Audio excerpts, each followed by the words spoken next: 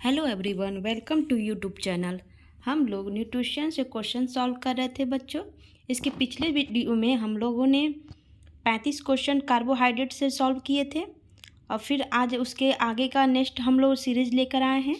आप लोग यहाँ देख सकते हैं, ठीक है। 100 क्वेश्चन का टारगेट बना के हम लोग चल रहे हैं। तो आइए हम लोग क्वेश्चन की तरफ देखते हैं टाइम वेस्ट किए बिना, ठीक है बच्चों। यहाँ पे पहला क्वेश्चन है, सभी प्रकार की शर्करा का सरलतम रूप है। सभी प्रकार की शर्करा का सरलतम रूप है। ए है फ्रैक्टोज, बी है गैलेक्टोज, सी है ग्लूकोज और डी है लैक्टोज। तो बताइए इसका राइट आंसर क्या होगा। इसका राइट आंसर ग्लूकोज होगा। सभी प्रकार की शर्करा का सरलतम रूप ग्लूकोज है, ठीक है। सरलतम रूप ग्लूकोज, क्योंकि इसे डेक्सट्रोज भी कहते हैं। क्या कहते हैं? डेक्सट्रोज भी कहते हैं। यह रक्त द्वारा अवशोषित होकर शरीर में शीघ्र ही ऊर्जा प्रदान करता है। जो ग्लूकोज है वो रक्त द्वारा अवशोषित होकर शरीर में शीघ्र ही मतलब तुरंत ही ऊर्जा प्रदान करने का काम करता है, ठीक है। तो इसका राइट आंसर सी हो जाएगा। Right answer C, glucose. आइए हम लोग नेक्स्ट क्वेश्चन की तरफ आगे बढ़ते हैं। अगला क्वेश्चन है हम लोग का,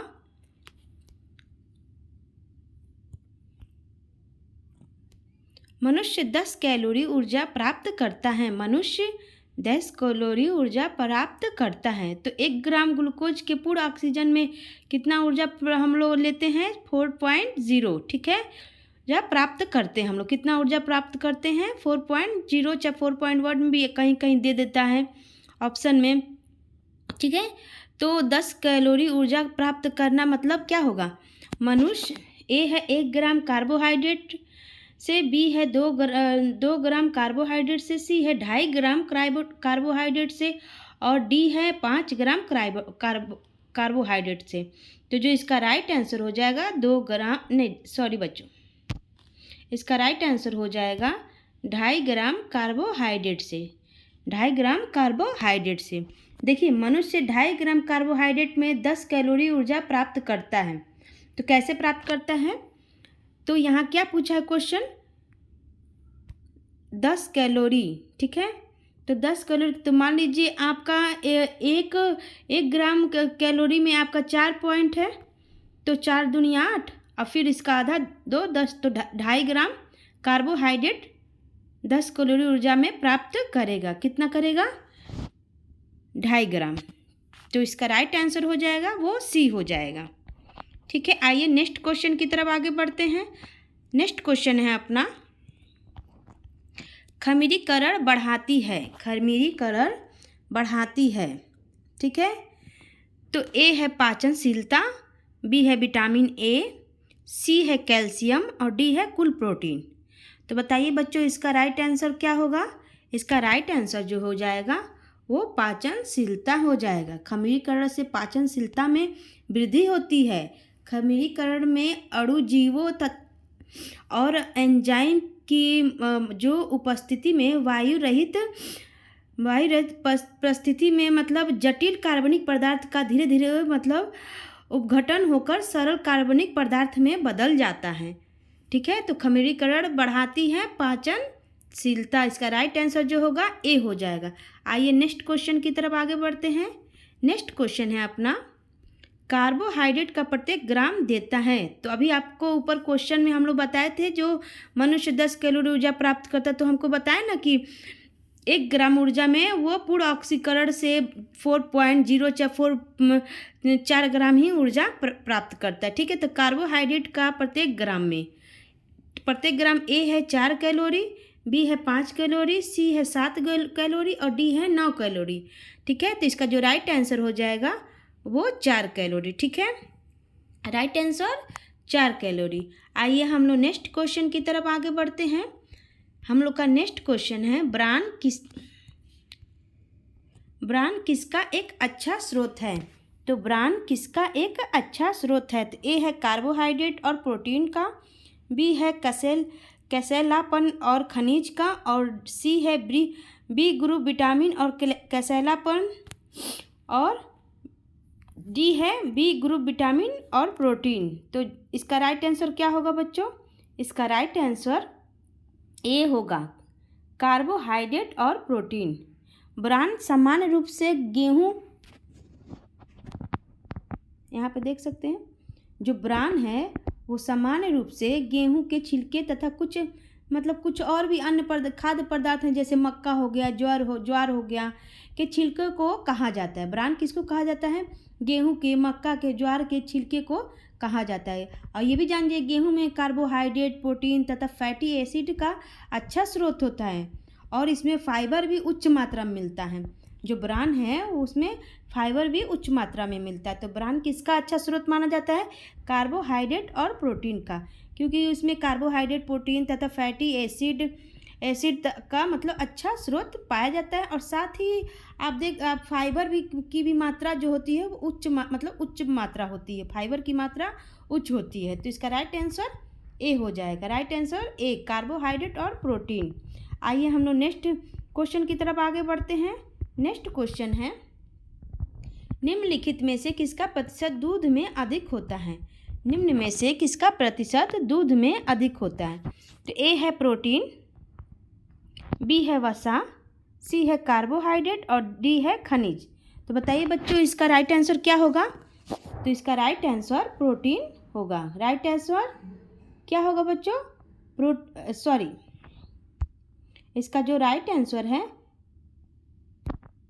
कार्बोहाइड्रेट होगा। इसका राइट आंसर कार्बोहाइड्रेट हो, क्योंकि कार्बोज में आपका कितना मिलता है? मतलब दूध में जो कार्बोहाइड्रेट मिलता है वो 4.6 से 4.9% हमको कार्बोहाइड्रेट दूध में देखते हैं। ठीक है, मानव स्वास्थ्य के लिए वही भोजन लाभदायक होता है जिसमें कार्बोहाइड्रेट, प्रोटीन, वसा, खनिज, लवण एवं विटामिन मतलब अधिक मात्रा में उपलब्ध हों। ठीक है, तो दूध एक पूर्ण आहार कहा जाता है, दूध को एक पूर्ण आहार भी कहा जाता है। और इसमें प्रोटीन की जो मात्रा होती है वो कितना होता है बच्चों? 3.2 से लेकर 3.5% होता है। और वसा उसमें कितना होता है?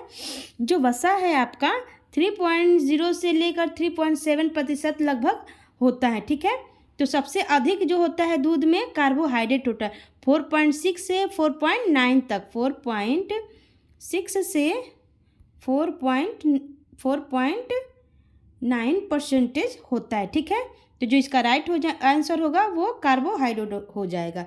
आइए नेक्स्ट क्वेश्चन की तरफ आगे बढ़ते हैं। नेक्स्ट क्वेश्चन है, शर्करा को वर्गीकृत किया गया है इस रूप में। शर्करा को वर्गीकृत किया गया है इस रूप में। ए है विकारी खाद, बी है अर्ध विकारी खाद, सी है गैर विकारी खाद और डी है सुविधाजनक विकारी खाद। तो बताइए बच्चों इसका राइट आंसर क्या होगा? इसका राइट आंसर जो होगा वो गैर विकारी खाद। जो शर्करा है, शर्करा को गैर विकारी खाद के रूप में वर्गीकृत किया जाता है। जो शर्करा है उसे गैर विकारी खाद के रूप में वर्गीकृत किया जाता है। शर्करा के कई रूप होते हैं, जैसे मान लीजिए फल की शर्करा हो गया, दूध की शर्करा हो गया, जवा की शर्करा हो गया। ठीक है, तो इसका जो राइट आंसर होगा वो गैर विकारी खाद होगा। ठीक है, ऑप्शन सी। आइए नेक्स्ट क्वेश्चन की तरफ आगे बढ़ते हैं। नेक्स्ट क्वेश्चन है अपना, निम्न में से आहारीय रेशे का सर्वोत्तम साधन है। निम्न में से आहारी रेशे का सर्वोत्तम साधन है। तो सर्वोत्तम साधन है बच्चों, तो क्या है सर्वोत्तम साधन? ए है हरे मटर, बी है अनाज, सी है ताजे खजूर और डी है भिंडी। तो बताइए बच्चों इसका राइट आंसर क्या होगा? इसका राइट आंसर ए होगा, हरे मटर। निम्न में से आहारी रेशा हम हरे मटर को में सर्वोत्तम पाया जाता है। ठीक है, हरा मटर। ठीक है, आइए नेक्स्ट क्वेश्चन की तरफ आगे बढ़ते हैं। नेक्स्ट क्वेश्चन है अपना, पौधे का प्रमुख भंडारक पॉलीसेकेराइड है। पौधे का प्रमुख भंडारक पॉलीसेकेराइड है। ए है स्टार्च, बी है शक्कर और सी है कार्बोहाइड्रेट और डी है वसा। तो जो पौधे का प्रमुख भंडारक पॉलीसेकेराइड आपको बताए थे ना, मोनोसेकेराइड, डाइसेकेराइड, पॉलीसेकेराइड, कार्बोज के 3 भाग होते हैं और तीनों भागों के भी अलग अलग भाग होते हैं। ठीक है, तो ये पॉलीसेकेराइड जो है स्टार्च होता है। ठीक है, तो पॉलीसेकेराइड में और क्या क्या आ जाता है बताइए आप लोग, बताइए। एमाइलेज, फिर उसका से पैक्टिन आ जाता है, एमाइलेज आ जाता है, फिर सेलुलोज आ जाता है, हेमी सेलुलोज आ जाता है। तो ये सब भी इसमें आ जाते हैं, ठीक है। और जो स्टार्च है वो एमाइलोज तथा एमाइलोपेक्टिन से मिलकर बनता है। जो स्टार्च है वो एमाइलोज तथा एमाइलोपेक्टिन से मिलकर बनता है, ठीक है। जो वनस्पति जगत स्टार्च में प्रमुख स्रोत होता है। वनस्पति जगत में स्टार्च का प्रमुख स्रोत होता है, ठीक है। तो इसका जो पौधे का प्रमुख भंडार पॉलीसेकेराइड स्टार्च है। इसका राइट आंसर ए हो जाएगा। आइए नेक्स्ट क्वेश्चन की तरफ आगे बढ़ते हैं। नेक्स्ट क्वेश्चन है घरेलू शर्करा के लिए वैज्ञानिक नाम है। घरेलू शर्करा के लिए वैज्ञानिक नाम है। ए है लैक्टोज, बी है माल्टोज और सी है सुक्रोज और डी है डेक्सट्रोज। तो बताइए बच्चों इसका राइट आंसर क्या होगा। घरेलू शर्करा के लिए वैज्ञानिक नाम है, तो इसका जो राइट आंसर है बच्चों वो सुक्रोज हो जाएगा। जो सुक्रोज है वो घरेलू शर्करा के लिए वैज्ञानिक नाम है। सुक्रोज डाइसेकेराइड के अंतर्गत आता है। अभी आपको बताए ही थे और इसके पिछले वीडियो में भी अच्छे से बताएं। और कार्बोहाइड्रेट से हम एक चैप्टर से वीडियो बनाए हैं, उसमें आप देख सकते हैं। उसको ट्रिक के माध्यम से याद करने का आप लोग को उसमें वीडियो बनाए हैं, ट्रिक के माध्यम से कैसे कार्बोज के भाग को याद किया जाता है। तो इसका जो राइट आंसर है वो सी सुक्रोज हो जाएगा। तो जो सुक्रोज है वो डाइसेकेराइड के अंतर्गत आता है, ठीक है। Monosaccharide, disaccharide, polysaccharide. तो डाइसेकेराइड में देखिए क्या आता है, सुक्रोज, फ्रक्टोज और गैलेक्टोज, ठीक है। लैक्टोज आता है। हम शॉर्ट फॉर्म में मतलब आप लोग को शॉर्ट टिक से बताए हैं SML। जो आपका डाइसेकेराइड है वो SML। तो S का सुक्रोज हो गया, M का माल्टोज हो गया और L का लैक्टोज हो गया, ठीक है।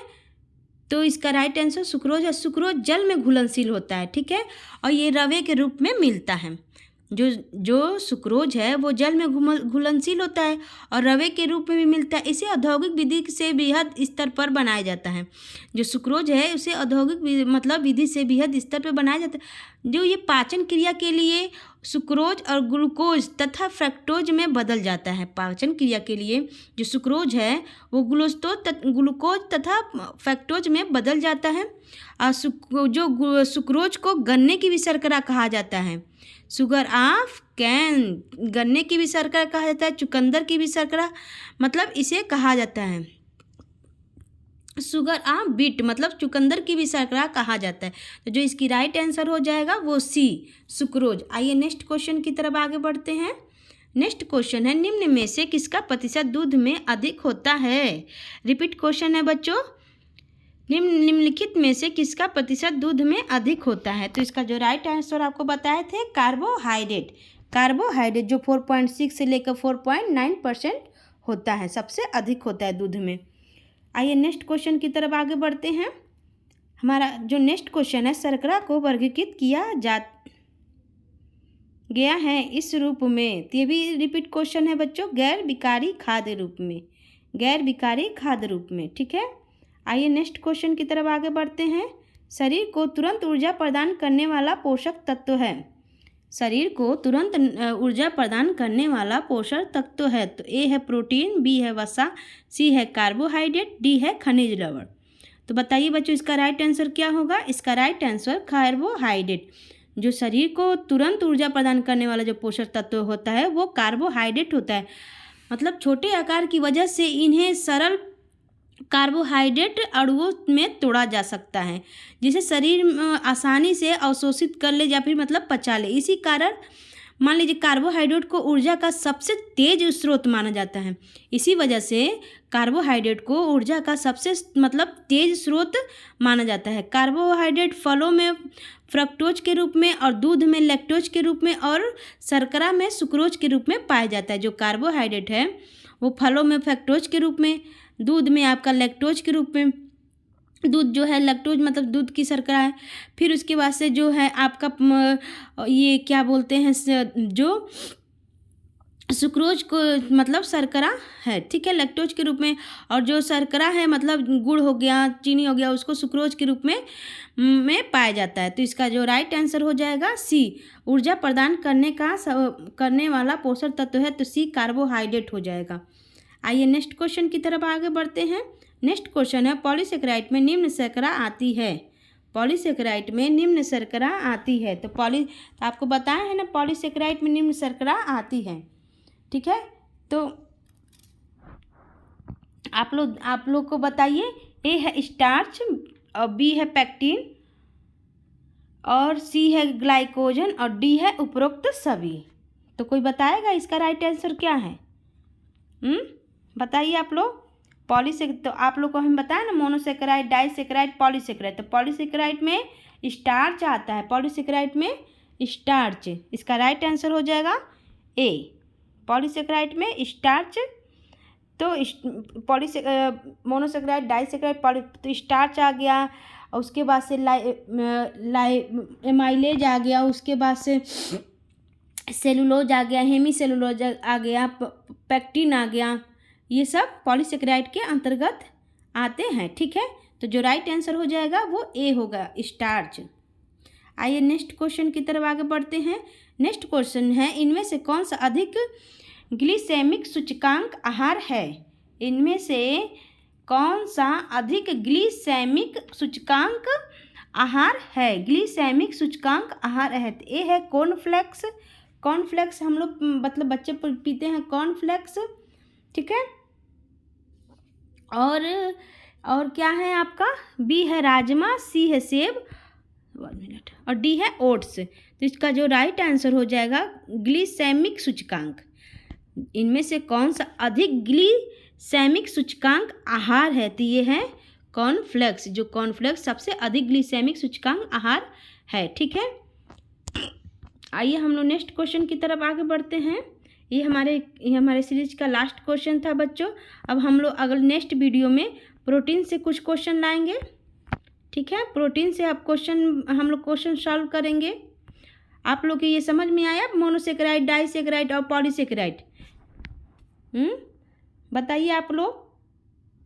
पॉलीसेकेराइड, देखिए बच्चों यहाँ थोड़ा सा एक मिस्टेक हो गया है। पॉलीसेकेराइड के निम्न शर्करा है, तो ये तीनों है। अभी हम बोल रहे हैं लेकिन फिर भी गलत कर गए, ठीक है। तो पॉलीसेकेराइड में निम्न शर्करा आती है, ए स्टार्च, और ग्लाइकोजन भी आता है, ठीक है, और पैक्टिन भी आता है, सेलुलोज भी आता है, सेलुलोज और हेमी सेलुलोज। ये सारे पॉलीसेकेराइड की शर्कराएं, ठीक है। एक प्रकार का जटिल कार्बोहाइड्रेट है, मतलब इसका निर्माण छोटे एकल शर्करा के अणुओं से मिलकर होता है। यह विशाल आकार के अणु हैं। कार्बोहाइड्रेट की तरह ये जल में घुलनशील और मीठे नहीं होते हैं, ठीक है। जल में घुलनशील या मीठे नहीं होते। ये जो शर्करा है ये जल में घुलनशील और मीठे नहीं होते हैं, ठीक है। ये 3 प्रकार मतलब स्टार्च हो गया, ग्लाइकोजन और सेलुलोज हो गया, ये सभी मतलब ग्लूकोज के अणुओं से मिलकर ही बने होते हैं, ठीक है। और जो पैक्टिन होता है, अभी आपको बताया ना, जो पैक्टिन होता है ये एक प्रकार का पॉलीसेकेराइड ही है, जो खट्टे फलों में अमरूद से जैसे जैम जेली बनाना होता है तो बोलते हैं ना कि ताज़े अमरूद का प्रयोग करना चाहिए या फिर ताज़े फलों का प्रयोग करना चाहिए, जैसे जैम और जेली बनाने के लिए, जिसकी वजह उसमें पैक्टिन की मात्रा और जल की मात्रा अधिक होती है, प्रचुर मात्रा मतलब पाया जाता है, ठीक है। तो फलों में हो गया अमरूद, सेब, ये सब में भी पैक्टिन पाया जाता है, ठीक है। तो जो ये आपका ए और स्टार्च, ग्लाइकोजन और पैक्टिन उपरोक्त, इसका राइट आंसर जो हो जाएगा वो उपरोक्त सभी हो जाएगा। इसका राइट आंसर बच्चों उपरोक्त सभी हो जाएगा, ठीक है। अब हम लोग नेक्स्ट वीडियो में प्रोटीन से संबंधित क्वेश्चन लाएंगे। 100 क्वेश्चन का टारगेट बना के चल रहे हैं बच्चों, ठीक है। तो एग्ज़ाम से पहले हम लोग इतने अच्छे तरीके से तैयारी कर लें कि कहीं से भी क्वेश्चन पूछे तो हम लोग आसानी से कर लें। Okay, bye bye, to take care.